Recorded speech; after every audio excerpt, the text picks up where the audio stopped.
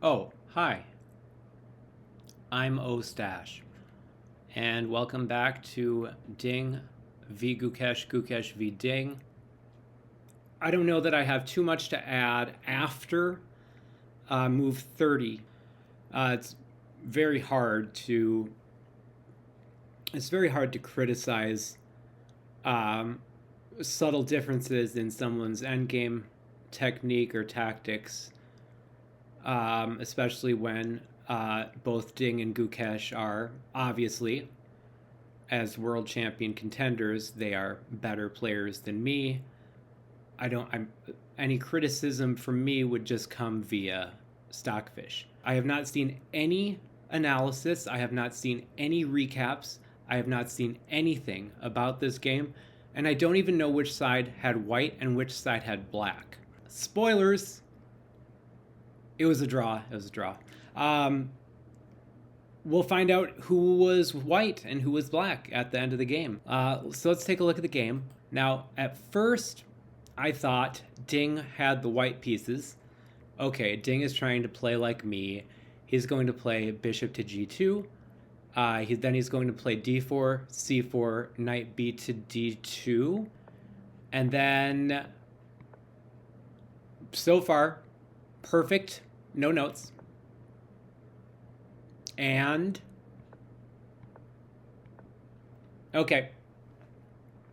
And this is the moment that I knew that that Gukesh was white. There is one game in the database that's not Gukesh Ding that went like this. I'm surprised that there aren't more games in the Grunfeld. This is the Grunfeld. Moving the rook out there is signaling that that e4 is going to be played. Um, and I guess part of the rationale behind moving the rook there is that taking this pawn does have the downside of allowing e4, but we do see the pawn captured, allowing e4. And now I don't think that this is a great move at all. And I think that this e4 move it's overextending for white. So Gukesh goes into this position knowing that Stockfish slightly prefers black. The engine evaluation is minus 0.3. Now that's not to say that Stockfish is saying that black is winning or even better necessarily, because it's only move 8. It's just saying that, this is okay, that if we were to believe in Nishigiri, two supercomputers would finish this game in a draw. You can't believe his tweets, so you got to believe something he says. If Gukesh has the white pieces, which I'm really jumping to that conclusion, but assuming that Gukesh has the white pieces, I think this is the prep he came up with to put Ding on the defensive, try to get him to make a mistake, because you cannot, if you're Gukesh, you cannot feel okay about the possibility of going to a tiebreak with Ding. Just the difference in age alone, not to mention experience, not to mention career number of games played, the fact that Ding is the world champion, the fact that Ding seems like just a chiller dude, kind of. Maybe. I don't know. They're both pretty chill. I think that Gukesh has decided that this is his time to make a move with the white pieces, starting the second half, the proverbial back nine, on a strong note. He pushes this idea, which is, of course, e4. Ding has not played as well as he can and probably should have up to this point. He's going to win a game or two, so Gukesh does need to win a game or two at some point. At some point. If he was playing Magnus, they could just draw, and then that would be, they would just be playing forever this game. And I think that Ding is kind of going into the same note. If you're Ding, you have to have this mentality that you really can't afford to think, if we go to tiebreakers, I'm just going to win. I beat Jan Nepomniachtchi to win the world championship. I beat him in tiebreaks. I found this incredible move that none of the announcers saw, nobody saw. Only I saw it because I'm the best in the world. I'm speaking as Ding still. Ding can't really be thinking that in the back of his head. He's got to be thinking, I can't afford to go to a rapid game to decide the world championship game. I need to win some games too. So now we see the first really odd move of the game. Not that. This is fine. This pawn, you can try to hold on to it. You can just try to hold on to it. And one thing that you'll hear a lot in chess is when your opponent is playing in the center, you play on the flank. The flank is either side, and this center is the center. So that's kind of the saying. So this is a very unusual move, c5. And this is the point in the game when I said, this is definitely Ding. And this is definitely Ding. Because Ding has these pawn pushes that I often don't really get them.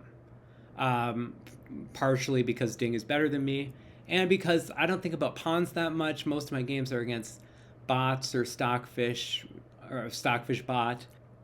So first of all, I think the idea of this move is incredibly simple, which is that if you capture here, that's just good for black. You're going to win that pawn back. And also for Ding, black has lesser chances of winning the game.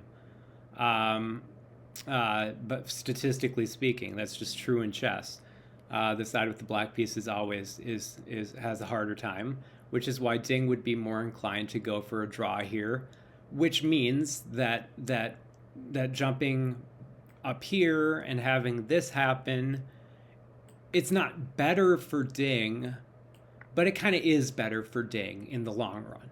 The only way for white to maintain an advantage, although arguably the only way for white to maintain equality, is to play d5. There aren't a lot of great choices here, so let's see what Ding planned.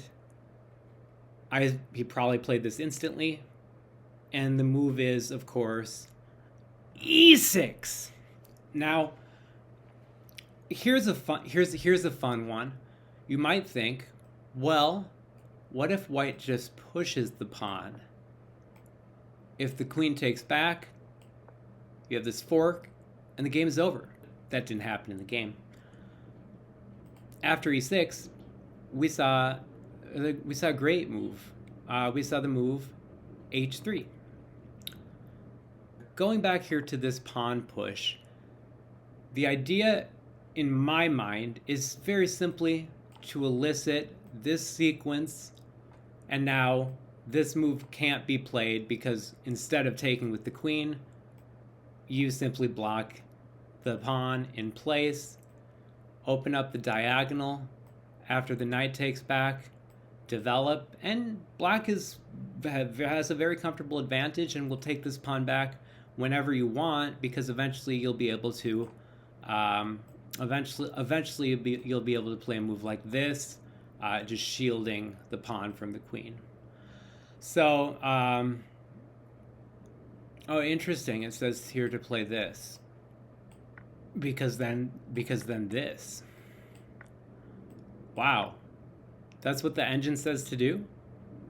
Really? Wow. H3 is a fine move. I have no complaints about H3. Okay? All right, sorry about that light. It's shining bright. It's very holiday themed, sort of. All right, so after H3, you don't really have a choice capturing the knight. So now, after the pawn captures, I'm sorry for being redundant. I like the idea here of playing this move. B5! Now, the engine has this A4 plan against it, and I didn't look at that. I think this variation would be perfectly fine. With this happening, the knight comes out, and if takes, then you actually have some pretty cool opportunities. Instead, we have the knight getting developed immediately. This is the threat. This is going to remain the threat. But giving up that pawn, I mean, it just seems like it was all for naught, Ding. It was all for naught. And now he plays it. And now, of course, this pawn can't be pushed, or else it would be met with captures. Simply lose a piece, the game would be over. But that didn't happen in the game. We saw knight a3, and now I think that this might be the losing move. I get that the obvious move to play, and the move that Stockfish would play, is the move that Ding, if he has the black pieces, it really feels like he does. This is the move that Ding played. This is the move Stockfish would play. This is the move that makes sense. But it has one huge downside, which is that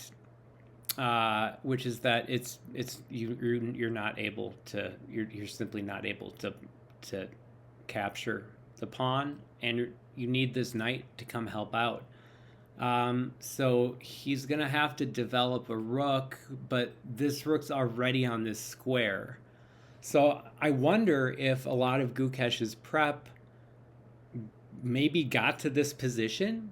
That seems a little outrageous to believe. I think queen a5. Queen a5 to me is the move here. Now you might say he'll simply play this move, and this is a great move. But okay. But now you have this really cool idea, and if captures, that's gonna be the game, because bam, wham, thank you, ma'am. One queen for Ding. No queens for Gukesh, and one small step for mankind. But that did not happen in the game.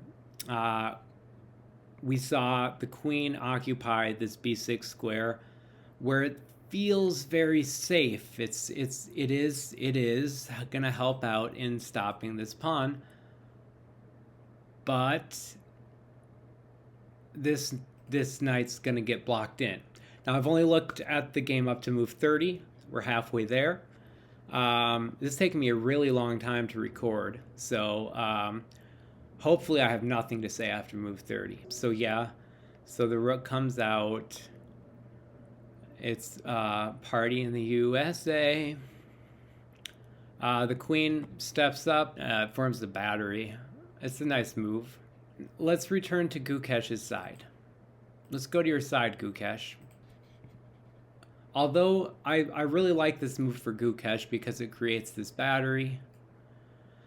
It also has some ideas of coming there in the future. I'm not sure exactly how that one works, but I'm just looking at that. But mainly the idea is come rush to that, bring the rooks in, and after a little trade ski, yeah, you can even take that. Even if the pawn falls, this is a great position for white. That's not a great move. It makes sense. He's defending, and he also wants to come around here and protect the pawn. It's a lovely idea, but instead, and then Ding doesn't take here.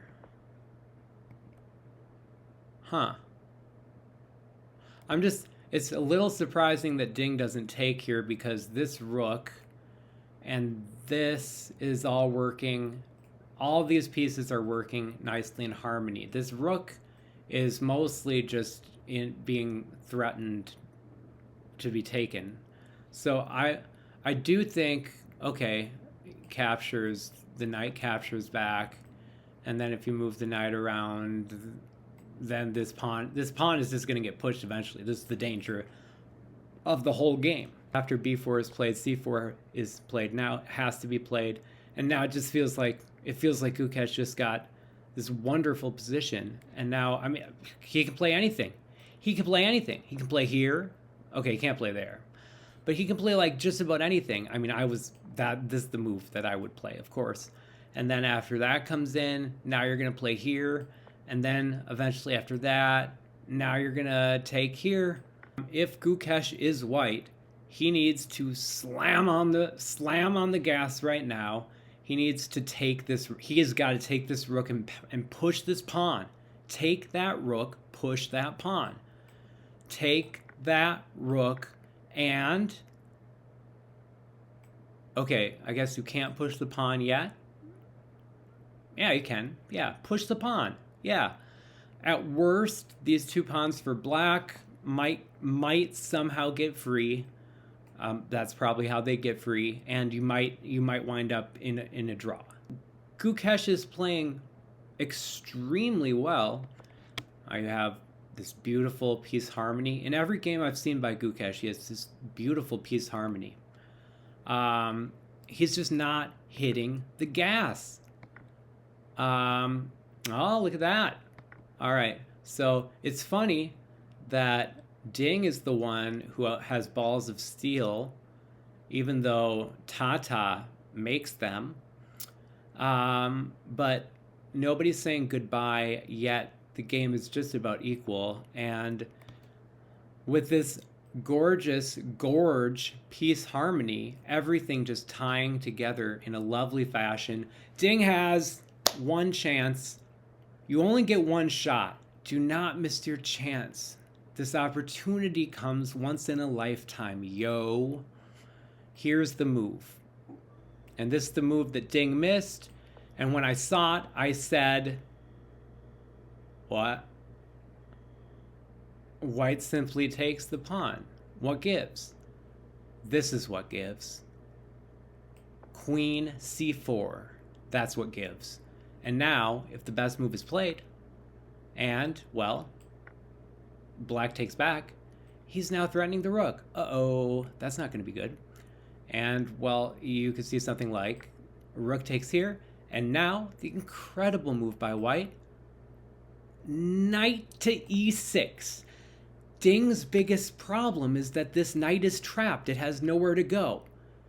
By utilizing the rook on d8 to x-ray the queen in Gukesh's beautiful piece harmony, you could find a way to turn your one weakness into a brilliancy.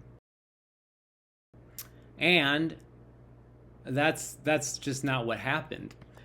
Ding plays the much more human move. And now the queen looks like it's almost going to get trapped. Does he push the pawn now? We see a check. No, he never played that move. Okay, now we start to see moves repeating, and this knight is trapped in. Ding is playing some pretty clutch moves. I'm gonna leave the second half of this to the establishment. So the traditional YouTube and social media chess establishment. Ding had the black.